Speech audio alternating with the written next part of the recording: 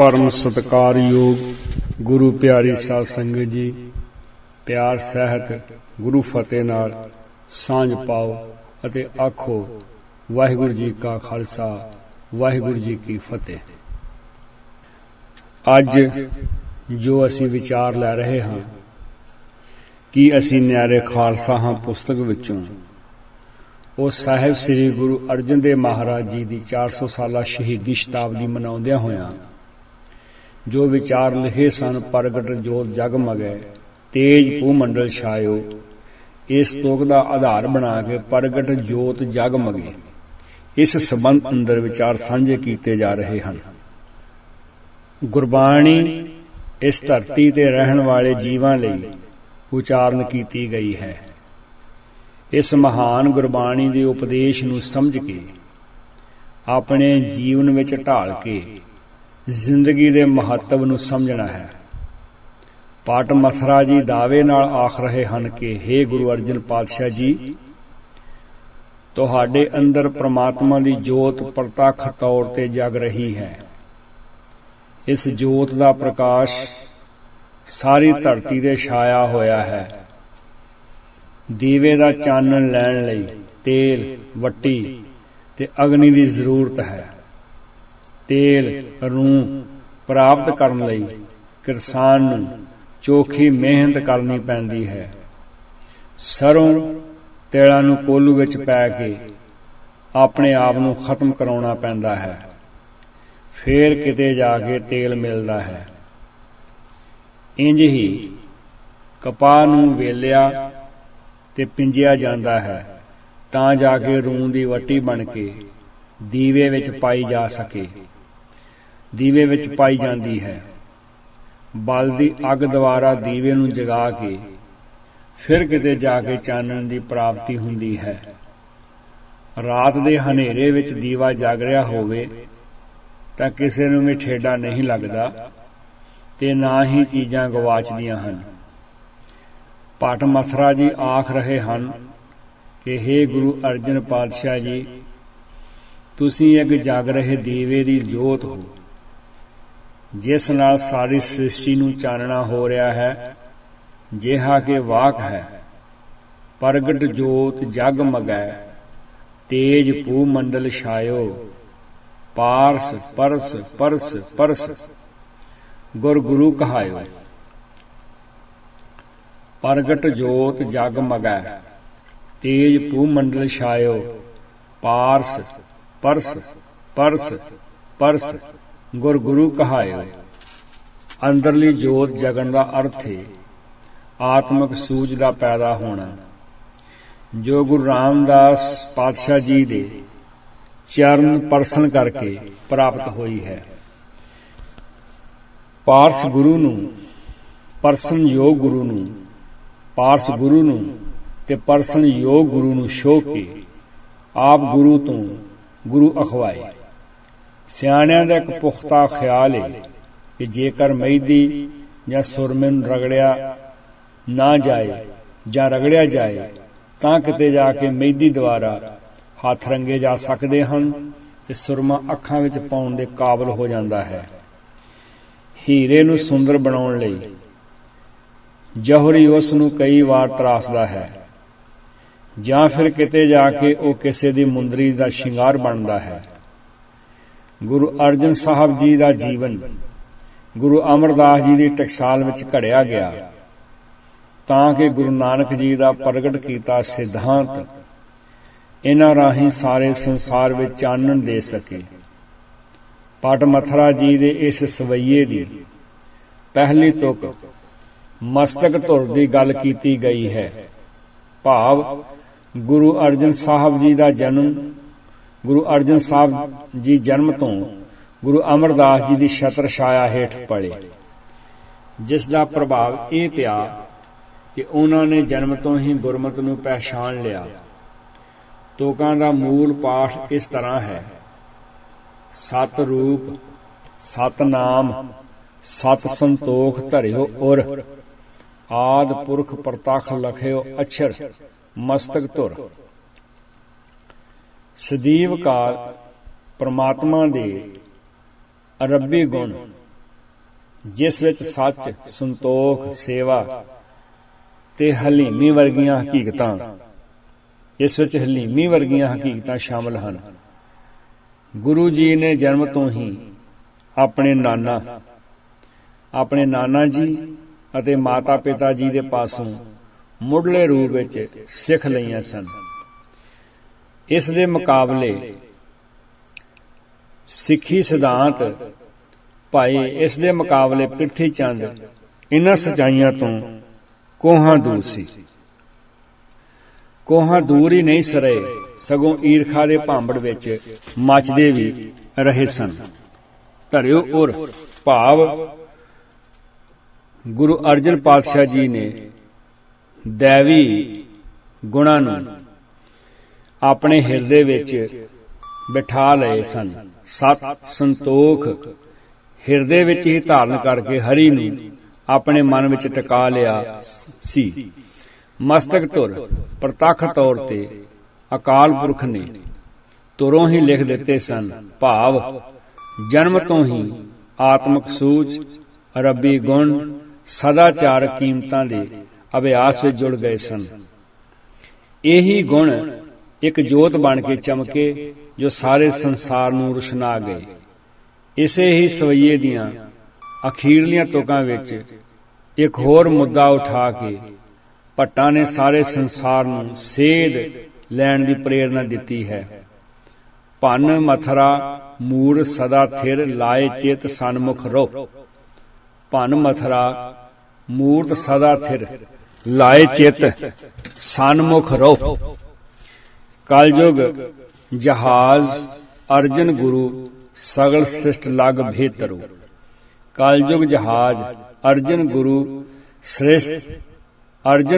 ਸਗਲ ਸ੍ਰਿਸ਼ਟ ਲਗ ਭੀਤਰੋ। ਮਥੁਰਾ ਜੀ ਗੁਰੂ ਸਾਹਿਬ ਜੀ ਦੀ ਮੂਰਤੀ ਨਾਲ ਧਿਆਨ ਜੋੜਨ ਦੀ ਗੱਲ ਕਰ ਰਹੇ ਹਨ। ਸਿੱਖੀ ਵਿੱਚ ਮੂਰਤ ਨੂੰ ਕਿਸੇ ਵੀ ਕੀਮਤ ਤੇ ਪ੍ਰਵਾਨ ਨਹੀਂ ਕੀਤਾ ਜਾ ਸਕਦਾ। ਸੰਸਾਰ ਨੂੰ ਸਮੁੰਦਰ ਕਿਹਾ ਗਿਆ ਹੈ, ਜਿਸ ਵਿੱਚ ਕਈ ਪ੍ਰਕਾਰ ਦੇ ਤੂਫਾਨ, ਛੱਲਾਂ ਅਕਸਰ ਆਉਂਦੀਆਂ ਹੀ ਰਹਿੰਦੀਆਂ ਹਨ।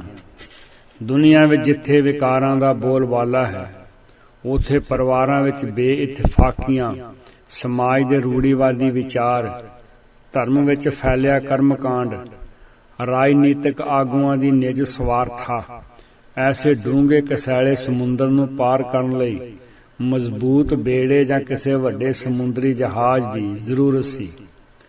ਇਸ ਵਿਉ ਭਰੇ ਸੰਸਾਰ ਨੂੰ ਸਮਝਣ ਲਈ ਜੁਗਤੀ ਢੰਗ ਤਰੀਕੇ ਦੀ ਲੋੜ ਸੀ।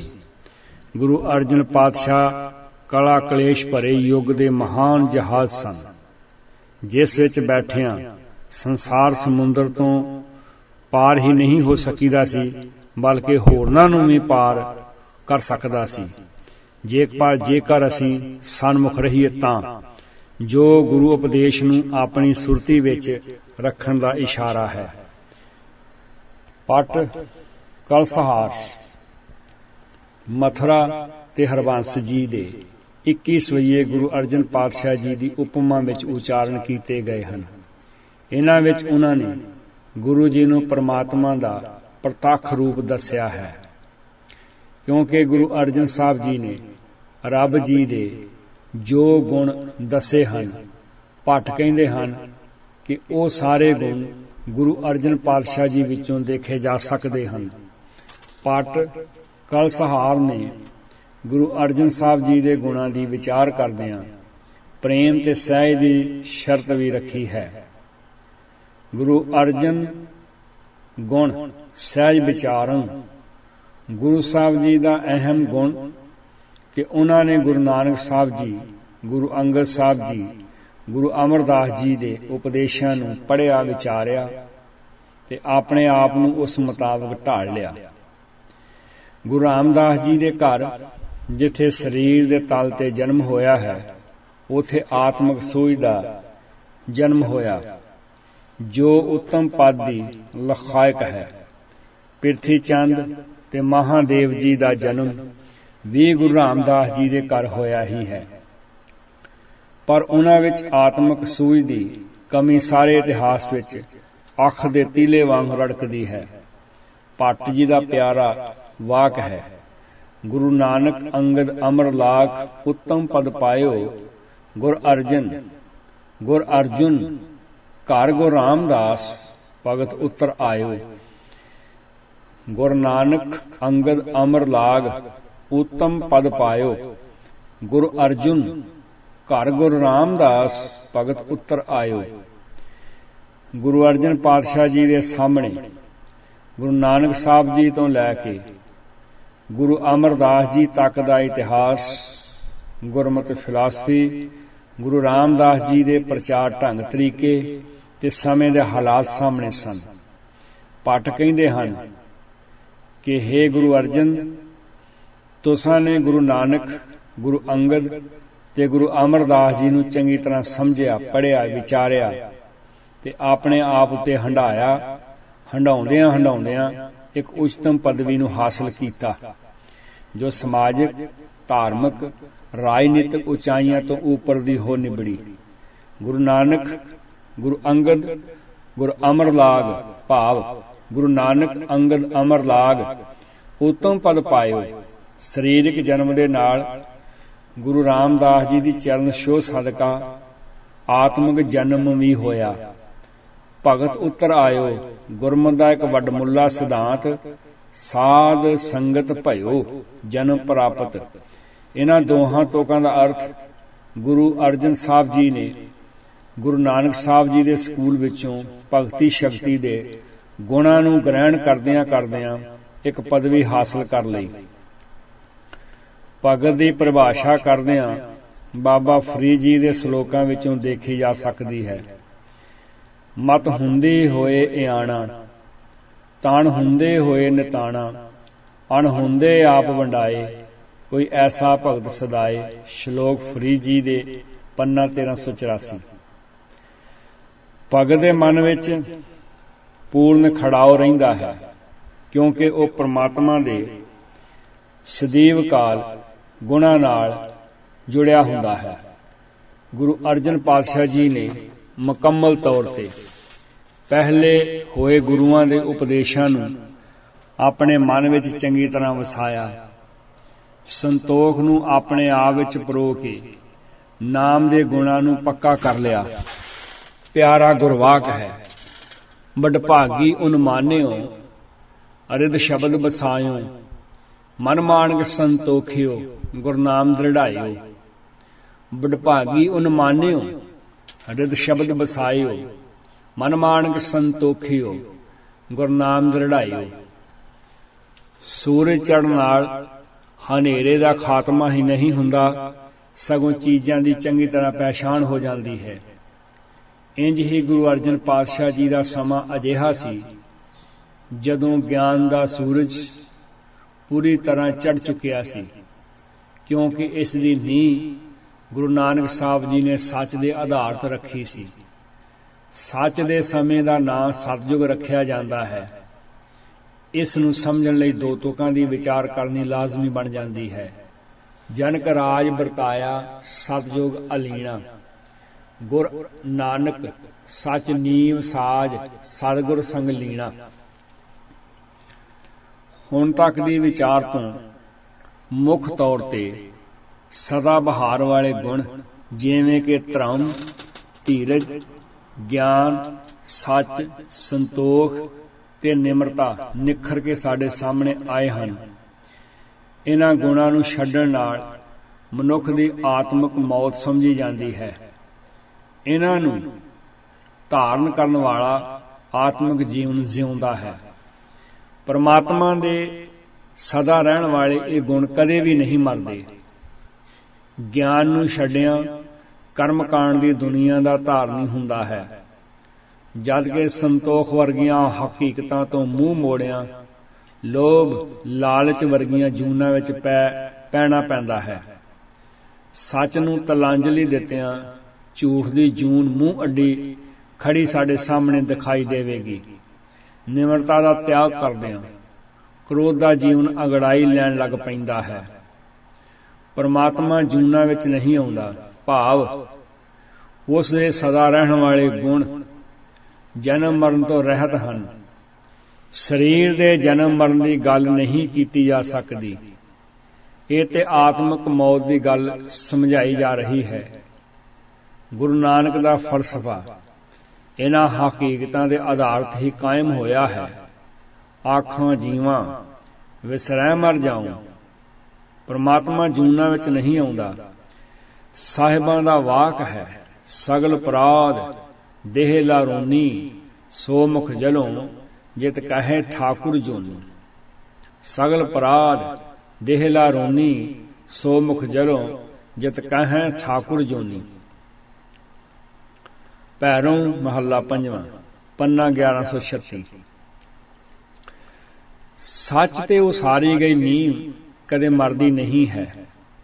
ਭੱਟਾਂ ਨੇ ਬੇਬਾਕੀ ਨਾਲ ਕਿਹਾ ਹੈ ਕਿ ਹੇ ਗੁਰੂ ਅਰਜਨ ਪਾਤਸ਼ਾਹ, ਤੁਸੀਂ ਜੂਨਾਂ ਵਿੱਚ ਨਹੀਂ ਆਉਂਦੇ। ਸਹਿਜ, ਸੱਚ, ਧਰਮ, ਗੰਭੀਰਤਾ ਦਾ ਪੱਲਾ ਹਮੇਸ਼ਾ ਪਕੜ ਕੇ ਰੱਖਿਆ ਹੈ। ਇਹ ਗੱਲ ਤਾਂ ਪੱਥਰ ਤੇ ਲਕੀਰ ਵਾਂਗ ਹੈ ਕਿ ਜੋ ਮਨੁੱਖ ਇਹਨਾਂ ਗੁਣਾਂ ਦਾ ਧਾਰਨੀ ਹੁੰਦਾ ਹੈ, ਉਹ ਸਦਾ ਲਈ ਅਮਰ ਰਹਿੰਦਾ ਹੈ। ਆਤਮਿਕ ਮੌਤ ਕਦੇ ਵੀ ਨਹੀਂ ਜਨਮ ਲੈਂਦੀ। ਸਰੀਰ ਦੇ ਤਲ ਤੇ ਜੋ ਜਨਮਿਆ ਹੈ, ਉਸ ਨੇ ਇੱਕ ਦਿਨ ਸਰੀਰ ਨੂੰ ਛੱਡਣਾ ਵੀ ਜ਼ਰੂਰ ਹੈ, ਕਿਉਂਕਿ ਕੁਦਰਤ ਦਾ ਅਟਲ ਨਿਯਮ ਹੈ, ਜੋ ਉਪਜਿਓ ਸੋ ਬਿਨਸ ਹੈ। ਇੱਥੇ ਸਰੀਰ ਦੇ ਤਲ ਦੀ ਗੱਲ ਨਹੀਂ, ਸਗੋਂ ਸਦ ਜੀਵਨ ਦੀ ਗੱਲ ਕੀਤੀ ਗਈ ਹੈ। ਭੱਟ ਜੀ ਦਾ ਵਾਕ ਹੈ, ਸਦ ਜੀਵਨ ਅਰਜਨ ਅਮੋਲ ਅਜੂਨੀ ਸੰਭੋ, ਪੈ ਭੰਜਨ ਪਰ ਦੁੱਖ ਨਿਵਾਰ ਅਪਾਰ ਅਨੰਭੋ। ਅਨੰਭੋ ਗਿਆਨ ਸਰੂਪ ਗੁਰੂ ਜੀ, ਜੋ ਪਰਾਏ ਦੁੱਖਾਂ ਨੂੰ ਆਪਣਾ ਦਰਦ ਜਾਣਦਿਆਂ ਹੋਇਆਂ ਆਪਣੇ ਉੱਤੇ ਲੈਂਦੇ ਹਨ, ਕਿਉਂਕਿ ਗੁਰੂ ਜੀ ਧਰਮ ਦੇ ਉੱਚੇ ਝੰਡੇ ਹਨ। ਧਰਮ ਧੁਜਾ ਅਰਜਨ ਹਰ ਭਗਤਾਂ। ਗੁਰੂ ਜੀ ਨੇ ਧੀਰਜ ਨੂੰ ਆਪਣਾ ਧਰਮ ਬਣਾਇਆ। ਗੁਰੂ ਨਾਨਕ ਸਾਹਿਬ ਜੀ ਤੋਂ ਲੈ ਕੇ ਗੁਰੂ ਰਾਮਦਾਸ ਜੀ ਤੱਕ ਗੁਰਮਤਿ ਦੇ ਸਾਰੇ ਪਹਿਲੂਆਂ ਨੂੰ ਡੂੰਘਾਈ ਨਾਲ ਸਮਝਿਆ ਹੈ। ਗੁਰੂ ਅਰਜਨ ਜੀ ਦੇ ਹਰੀ ਦੇ ਗੁਣਾਂ ਦੀ ਆਪਸ ਵਿੱਚ, ਗੁਰੂ ਅਰਜਨ ਤੇ ਹਰੀ ਦੇ ਗੁਣਾਂ ਦੀ ਆਪਸ ਵਿੱਚ ਇਕਸਾਰਤਾ ਹੋ ਗਈ ਹੈ। ਜੋ ਮਨੁੱਖ ਇਸ ਇਕਸਾਰਤਾ ਨੂੰ ਸਮਝ ਲਏਗਾ, ਉਸ ਦੀ ਹਉਮੈ ਵਰਗੀ ਬਿਮਾਰੀ ਦੂਰ ਹੋ ਜਾਏਗੀ। ਇਸ ਪ੍ਰਥਾਏ ਇਸ ਵਾਕ ਨੂੰ ਸਮਝਣਾ ਬਹੁਤ ਜ਼ਰੂਰੀ ਹੈ। ਤ੍ਰਉਮ ਧਰ ਗੁਰਮਤਿ ਗੰਭੀਰ, ਪਰ ਦੁੱਖ ਵਿਸਾਰਨ, ਸ਼ਬਦ ਸਾਰ ਹਰ ਸਮ ਉਧਾਰ, ਅਹਮੇਵ ਨਿਵਾਰਨ। ਭੱਟ ਜੀ ਇੱਕ ਹੋਰ ਪਿਆਰਾ ਸ਼ਬਦ ਵਰਤਦੇ ਹਨ ਕਿ ਗੁਰੂ ਅਰਜਨ ਸਾਹਿਬ ਜੀ, ਤੁਸਾਂ ਉੱਤੇ ਸਹਿਜ ਤੇ ਆਤਮਿਕ ਅਡੋਲਤਾ ਦਾ ਚੰਦੋਆ ਤਾਣਿਆ ਹੋਇਆ ਹੈ। ਚੰਦੋਆ ਵਿਸ਼ਾਲਤਾ ਦਾ ਜਿੱਥੇ ਪ੍ਰਤੀਕ ਗਿਣਿਆ ਗਿਆ ਹੈ, ਉੱਥੇ ਇਸ ਦੇ ਥੱਲੇ ਬੈਠ ਕੇ ਬੇਇਨਸਾਫੀ ਨਾ ਕੀਤੀ ਜਾ ਸਕਦੀ ਏ, ਨਾ ਹੀ ਬੇਇਨਸਾਫੀ ਦੇਖੀ ਜਾ ਸਕਦੀ ਹੈ। ਆਤਮਿਕ ਅਡੋਲਤਾ ਤੇ ਸਹਿਜ ਅਵਸਥਾ ਦਾ ਚੰਦੋਆ ਤਾਣਿਆ ਹੋਇਆ ਹੈ, ਜੋ ਰੱਬ ਜੀ ਦੀ ਵਿਸ਼ਾਲਤਾ ਦਾ ਮਹਾਨ ਗੁਣ ਹੈ। ਸਹਿਜ ਚੰਦੋਆ ਤਾਣਿਓ। ਭੱਟ ਆਮ ਆਦਮੀ ਨਹੀਂ ਸਨ, ਇਹ ਤੇ ਬੁੱਧੀ ਵੇਤਾ ਤਤ ਗਿਆਨ ਦੀ ਸੋਝੀ ਰੱਖਣ ਵਾਲੇ ਡੂੰਘੇ ਇਨਸਾਨ ਸਨ। ਇਹਨਾਂ ਨੇ ਸਮਾਜ ਵਿੱਚ ਆਈ ਨਿਘਾਰਤਾ, ਕਰਮਕਾਂਡ ਦੀ ਦਲਦਲ, ਧਰਮ ਦੇ ਨਾਂ ਤੇ ਠੱਗੀਆਂ ਮਾਰਨ ਦੀਆਂ ਰੁਚੀਆਂ, ਪਿੱਪਲਾਂ, ਮੋਰਾਂ, ਤੋਤਿਆਂ, ਗਰਣਾ, ਗਊਆਂ, ਬਾਂਦਰਾਂ, ਅਗਨੀ, ਬੱਦਲਾਂ ਤੇ ਉੱਚੀ ਜਾਤੀ ਵਾਲਿਆਂ ਦੀ ਪੂਜਾ ਨੂੰ ਨੇੜੇ ਹੋ ਕੇ ਦੇਖਿਆ ਸੀ। ਇਹਨਾਂ ਨੇ ਦੇਖਿਆ ਹੀ ਨਹੀਂ, ਸਗੋਂ ਆਪ ਵੀ ਇਸੇ ਤਰ੍ਹਾਂ ਹੀ ਕਰਦੇ ਰਹੇ ਸਨ।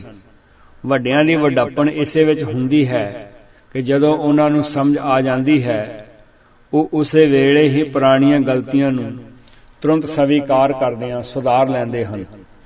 ਜੋ ਲੋਕ ਆਪਣੀ ਅਕਲ ਨੂੰ ਤਾਲਾ ਮਾਰ ਲੈਂਦੇ ਹਨ, ਉਹ ਕਦੇ ਵੀ ਆਪਣੇ ਜੀਵਨ ਵਿੱਚ ਤਰੱਕੀ ਨਹੀਂ ਕਰ ਸਕਦੇ। ਖੁੱਲੇ ਦਿਮਾਗ ਨਾਲ ਭੱਟਾਂ ਨੇ ਇਹ ਗੱਲ ਮੰਨੀ ਹੈ ਕਿ ਜਿੰਨਾ ਚਿਰ ਸਾਨੂੰ ਸਮਝ ਨਹੀਂ ਸੀ, ਉਹਨਾਂ ਚਿਰ ਅਸੀਂ ਭਟਕਦਿਆਂ ਹੋਇਆਂ ਨੇ ਇਹ ਸਾਰੀਆਂ ਰਸਮਾਂ ਮਨ ਨਾ ਮੰਨਦਿਆਂ ਹੋਇਆਂ ਨੇ ਵੀ ਨਿਭਾਈਆਂ। ਭੱਟ ਕਹਿੰਦੇ ਹਨ कि हे गुरु अर्जन पातशाह जी, साडे मत्थे दे लेख ही माड़े सन। आत्मिक सूझ दी कमी सी। भाव मत्थे विच दिमाग है ते दिमाग नूं इह सोझी हुण आ गई। कर्म कांड दे डूंघे समुंदर विच गोते खाण दी की जरूरत है। सानू ते परमात्मा दे गुणां नाल भरपूर गुरु जी दा मिलाप हो गया है। दुनिया वालिओ, इस गल नूं अपने मन विच बिठा लो ते तत्साल दी गल इह है कि जिहड़ा मनुख भी गुरु अर्जन पातशाह जी दे उपदेशां नूं तनो मनो करके मन्नेगा, ਉਹ फिर कदे भी जूना विच नहीं आउंदा, भाव आत्मक मौते नहीं मरदा।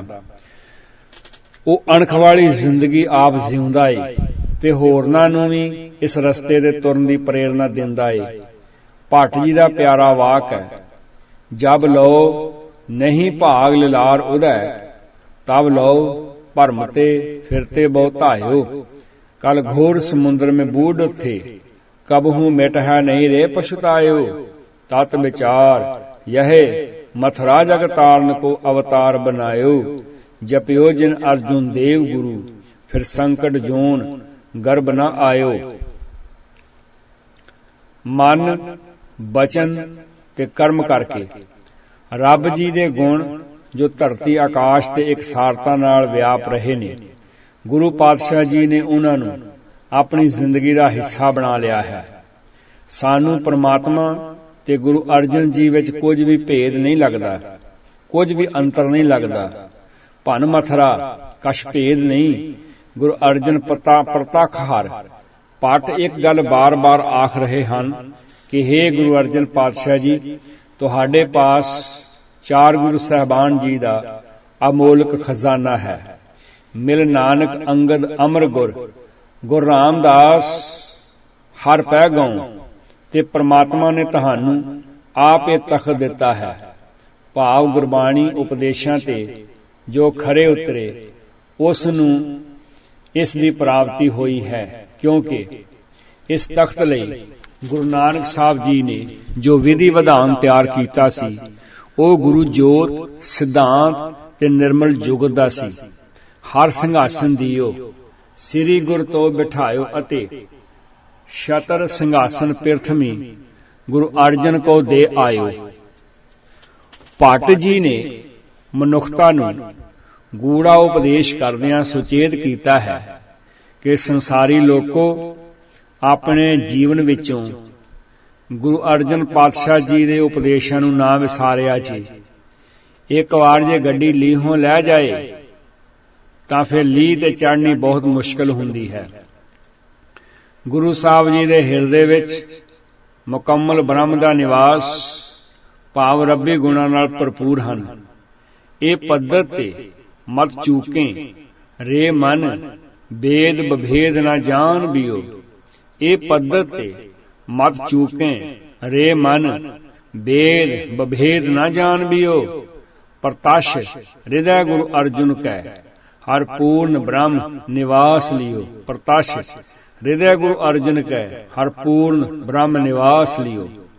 हे मेरे मन, तू किते इस राह तो ना खुंज जाई, किते ये विथ भी ना समझी कि गुरु अर्जन जी ते रब जी विच कोई भेद है। पूर्ण ब्रह्म हरि ने गुरु अर्जन जी दे हिरदे विच प्रतख तौर ते निवास कीता होया है।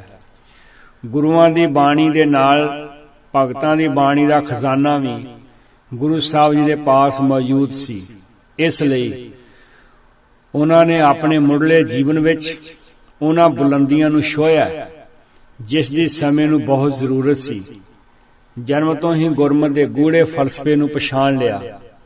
जन्म का अर्थ जिंदगी के मुढ़ले दिनों विच ही प्रौढ़ता हासिल करनी शुरू कर दी।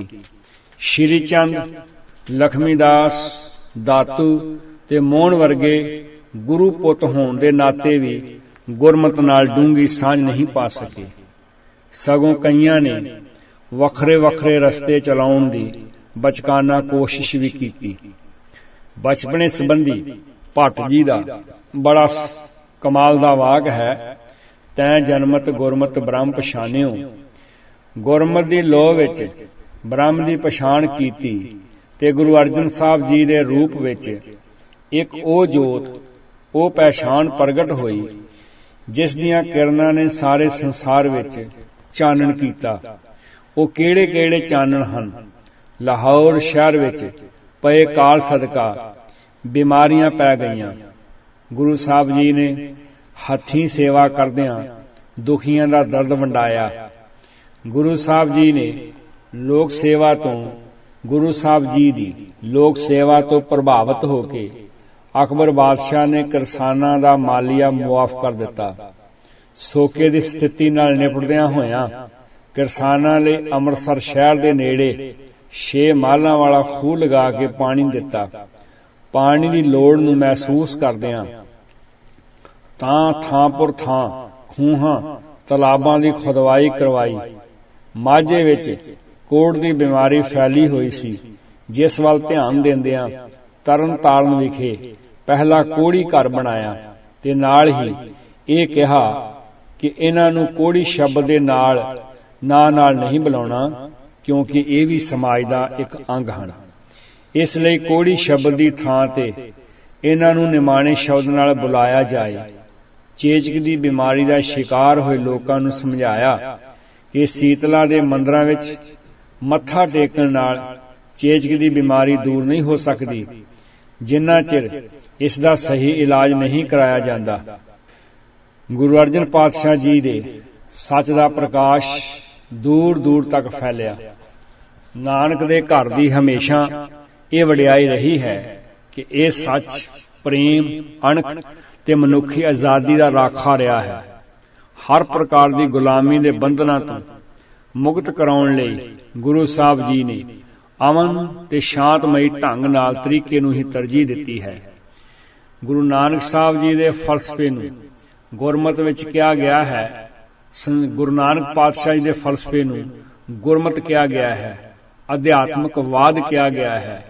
ਸੰਸਾਰ ਪੱਧਰ ਤੇ ਸੁਖ, ਸ਼ਾਂਤੀ, ਪ੍ਰੇਮ, ਆਪਸੀ ਭਾਈਚਾਰਕ ਸਾਂਝ ਤੇ ਗੁਰਮਤਿ ਦੇ ਵਡਮੁੱਲੇ ਗੁਣਾਂ ਨੂੰ ਪ੍ਰਚਾਰਨ ਲਈ ਧਰਮਸ਼ਾਲਾਵਾਂ ਬਣਾਈਆਂ, ਜਿਸ ਨੂੰ ਸਮਾਂ ਪੈਣ ਤੇ ਗੁਰਦੁਆਰਾ ਕਿਹਾ ਜਾਣ ਲੱਗ ਪਿਆ।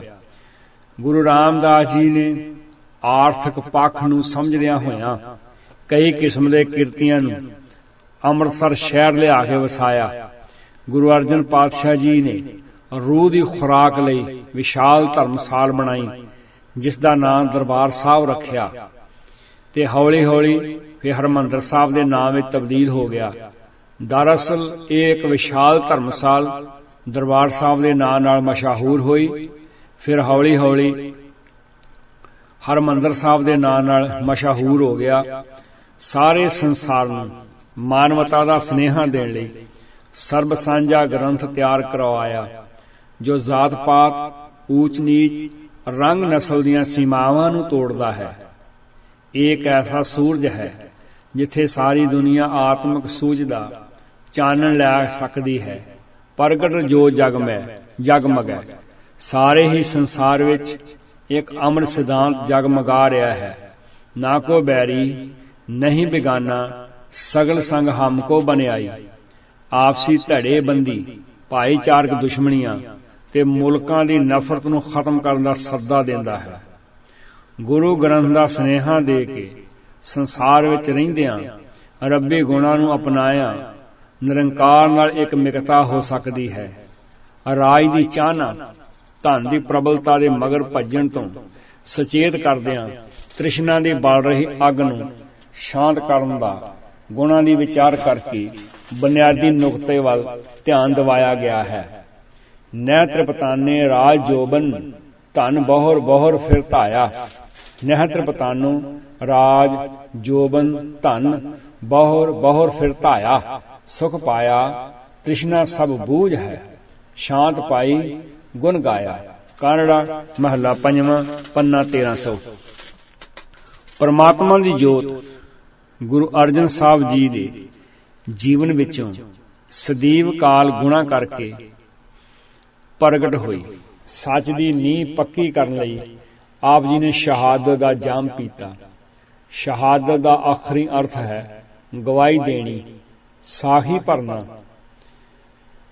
ਧਰਮ, ਧੀਰਜ, ਸਤ ਸੰਤੋਖ, ਸਬਰ, ਹਲੀਮੀ, ਭਰਾਤਰੀ ਪਿਆਰ, ਦੈਵੀ ਗੁਣਾਂ ਦਾ ਧਾਰਨੀ ਹੋਣਾ। ਦੂਸਰਾ, ਇਹਨਾਂ ਗੁਣਾਂ ਨੂੰ ਬਰਕਰਾਰ ਰੱਖਣ ਲਈ ਆਪਣੀ ਜਾਨ ਤੱਕ ਦੀ ਬਾਜੀ ਲਗਾ ਦੇਣ ਨੂੰ ਸ਼ਹੀਦ ਆਖਿਆ ਗਿਆ ਹੈ। ਸ਼ਹੀਦੀ ਦੇਣ ਵਾਲੇ ਦੇ ਸਾਹਮਣੇ ਦੋ ਰਸਤੇ ਹੁੰਦੇ ਹਨ।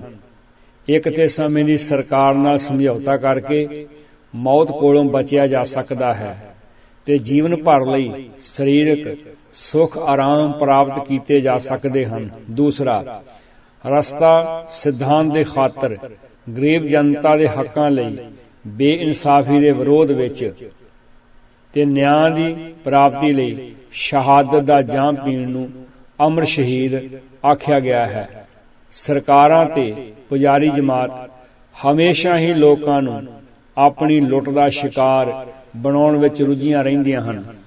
ਲੋਕਾਂ ਨੂੰ ਜਾਗਰੂਕ ਕਰਨ ਲਈ ਇਹ ਕਿਹਾ ਕਿ ਸਾਡੇ ਮਨ ਵਿੱਚ ਰਾਜ ਕਰਨ ਦੀ ਕੋਈ ਲਾਲਸਾ ਨਹੀਂ ਹੈ, ਪਰ ਹਰ ਇਨਸਾਨ ਨੂੰ ਜਿਉਣ ਦਾ ਹੱਕ ਤਾਂ ਮਿਲਣਾ ਚਾਹੀਦਾ ਹੈ। ਵਾਕ ਹੈ, ਕਨਕ ਮਾਣਕ ਗੱਜ ਮੋਤੀਆਂ, ਲਾਲਨ ਨੈ ਨਾ ਨਹੀਂ, ਰਾਜ ਨਾ ਭਾਗ ਨਾ ਹੁਕਮ ਨਾ ਸਾਧਨ, ਕਿਛ ਕਿਛ ਨਾ ਚਾਹੀ। ਆਸਾ ਮਹੱਲਾ ਪੰਜਵਾਂ, ਪੰਨਾ 406।